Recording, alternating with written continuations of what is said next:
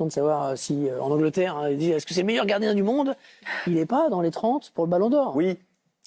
Non, mais on a déjà eu ce débat, rappelez-vous, les années précédentes avec Sadio Mané.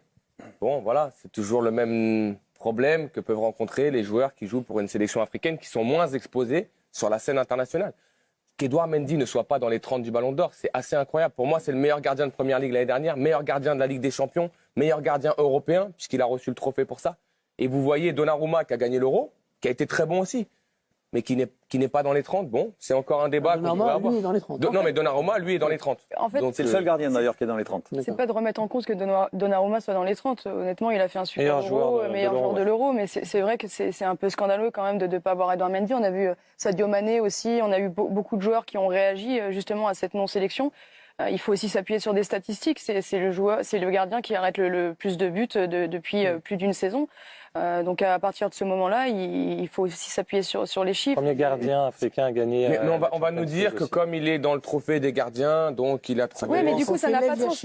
Voilà. Ça veut dire quoi? Ça veut dire que Donnarumma, comme il est dans la liste des 30, il a déjà gagné le trophée des gardiens. Normalement, a priori, si tu es le seul gardien dans les Ballons d'Or, tu devrais être meilleur gardien, effectivement. Donc rien que ça, ça fausse. Si on regarde ses performances, il aurait dû y être. Il a été, comme l'a dit Habib, décisif l'année dernière dans le parcours de Chelsea. Certes, il y avait un collectif, mais il y avait surtout un grand gardien. Et là, si on regarde depuis le début de la saison, en Première Ligue, c'est lui qui a le meilleur pourcentage d'arrêts. Et son analyse, et on l'a vu là sur les images, les arrêts, c'est le gardien avec les expected goals qui évite le plus de buts depuis le début de la saison. Il est dans la lignée de ce qu'il fait depuis un où an je suis à Chelsea, content, dans un niveau qu'il a découvert. On est unanime. Où je suis content, c'est que je ne suis pas le seul à m'élever contre ce... Allez, mini-scandale de ne pas le voir dans les 30. Je sais qu'Olivier est scandalisé également, Laure l'a dit.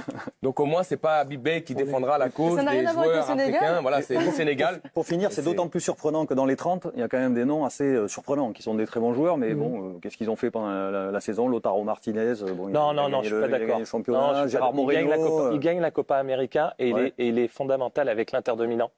Il les emmène à gagner Faut pas le titre. toucher à Faut pas toucher à l'Inter. l'Inter avec Pardon, l'attaque. je retiens ce que j'ai